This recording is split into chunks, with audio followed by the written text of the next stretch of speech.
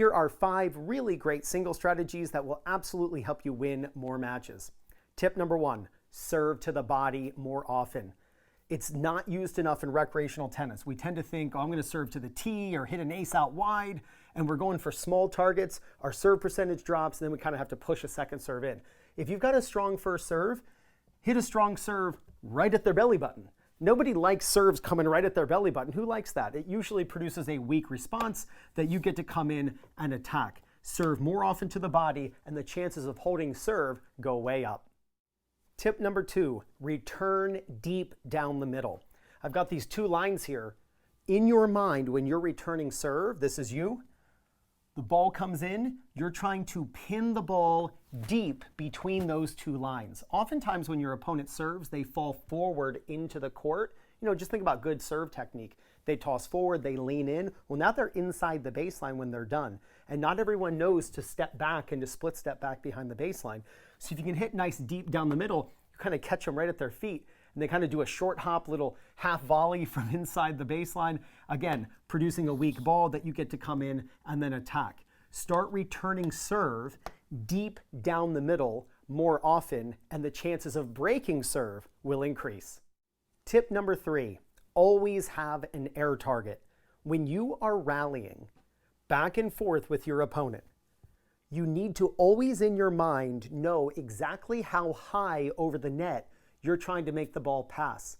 See, what ends up happening is when players, let's say, move back, let's say you get pushed back near the back fence. In my experience of 27 years of coaching, players say, well, I need the ball to go a farther distance, so what do? They hit harder. Or if they get pulled inside the baseline slightly, they hit the ball a little softer. Instead of varying the speed you hit the ball, what you really want to vary is the height that you're aiming over the net. So let's go over those scenarios again. You get pushed back behind the baseline. You want to aim higher over the net to account for the farther distance you need that ball to travel. The most common mistake players make when rallying is hitting the net because, gravity is going to pull the ball down into the net. So you have to fight gravity by hitting it higher over the net. Don't be afraid that the ball is going to go out, right? Like the way you get depth is by hitting it higher over the net. But people are afraid to hit higher because they think the ball is going to go out. And I see that in the comment section all the time in my videos. If I aim higher, the ball is going to go out. Well, there has to be a way to get the ball near the baseline. And you don't hit it near the baseline by hitting it 1 inch over the net. So you do have to aim higher. Higher is a relative statement. I'm not saying hit moon balls 50 feet over the net. But when you move back and you hit the ball 8 feet over the net, you are going to hit this incredible, it doesn't even have to have a ton of topspin, but you're going to hit this incredible deep shot that's well within the baseline so you don't run the risk of missing, but it's deep, keeping them back and actually forcing errors. And then the same thing is true when you're inside the baseline. When you're inside the baseline, you need to vary the height, meaning you now have to hit lower over the net and you skim the net. This is how, when you watch the pros move inside the court slightly and they blast the ball, why doesn't it go out? Because they're not hitting 8 feet over the net. They're hitting the ball a foot over the net. And that's completely done on purpose. So as you move back, aim higher over the net.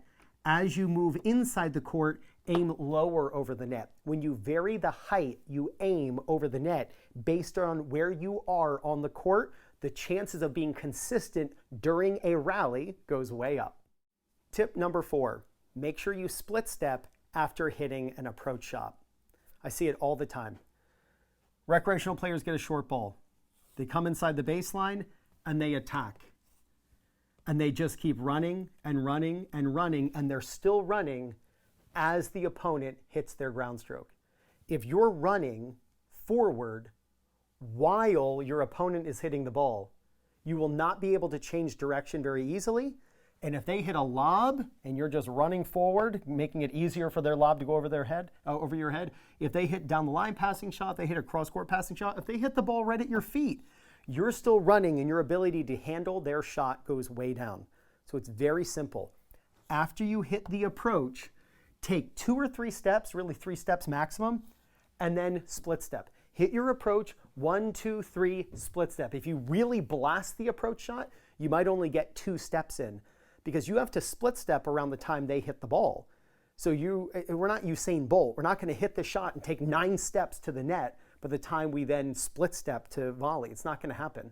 So after hitting an approach shot, take 2 or 3 steps and then split step. Your ability to handle whatever shot your opponent gives you at net will go way up. Tip number 5, when your opponent comes to net, involve them in the point. Let me explain. When your opponent comes to the net on you, you have a decision to make. Are you going to avoid them or are you going to involve them?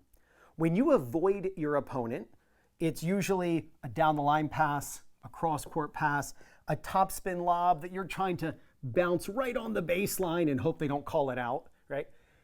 That's avoiding your opponent. That's a lower winning percentage. When you're trying to avoid your opponent altogether, the chances of winning go way down. I would rather you involve them in the point. How do you do that? Hit right to them. Make them volley. You're not playing Navratilova. You're not playing John McEnroe or Serena Williams. That's not who your opponent is. So they're probably not that comfortable coming to the net. I would say about 5% of tennis players are really confident at net. And if you are confident at net, good for you, because you are in the minority when it comes to tennis players. People coming to the net are going, oh, I don't like this. I'd rather be back there. So force them to volley. So either hit it right to them, or if you want to hit a little lower, skim the net, right? Have an air target. They're coming in, so you can think, oh, I'm going to hit low over the net. Now they have a half volley. They probably didn't split step, so they're really going to struggle with it. Or go for a lob. But don't lob to avoid them. Lob to involve them. Lob really high and let them screw up an overhead off of a ball that goes really high in the air. You know, most players, when they take tennis lessons, they're not learning how to handle really high lobs with an overhead, whether letting it bounce or out of the air. And if people don't practice that, you can force them into going for that shot or attempting that shot, handling that shot in a live situation, and they get no practice on it. So when your opponent comes to the net, involve them in the point. Do not avoid them. Just hit it right at them, hit it low to them, hit really high and let them screw up the overhead off of a rapidly descending ball. When you involve your opponent at the net in singles, the chances of winning go way up. If you want to learn the exact same strategies that the pros are using to help them win more matches, then check out the Singles Playbook by Fuzzy Yellow Balls. Over 50 pages of strategy after strategy, all based on the style of opponent you play against. Simply put your phone or tablet up over the QR code, and up pops a short video from Will Hamilton over at Fuzzy Yellow Balls showing you how to use each strategy. To get it, simply use my link. It's in the description. I'm also going to pin it in the first comment. And if you're looking for people in your local area to play matches against or practice with, maybe you want to find a local league at your level, or you'd love to find a coach who's close to you who can help you with your game, then use my link for PlayYourCourt. And it's playyourcourt.com/2minutetennis. When you use my link to sign up, you get 50% off. So click right there to check out the Fuzzy Yellow Balls Singles Playbook and use these 5 tips I just gave you, and there's no doubt you're going to gain confidence, win more matches, and play much better tennis. This is Ryan Ritty from 2minutetennis.net. You got this.